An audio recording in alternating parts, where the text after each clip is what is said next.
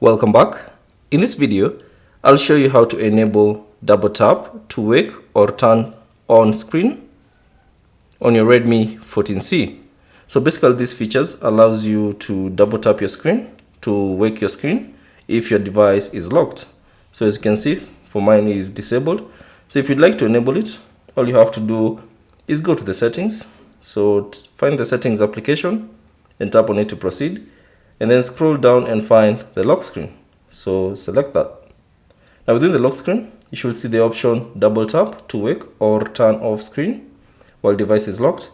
So if you want to enable that feature, all you have to do is tap on that toggle switch icon, and that will enable that particular feature. So whenever you lock your device, all you have to do is double tap, and that should wake your screen on the Redmi 14C. So that's basically it on how to enable double tap to wake or turn off screen on your Redmi 14C. Thanks for watching. If you have any questions, leave them down in the comment section below. And if you found this video useful, consider leaving a like and subscribe to the channel.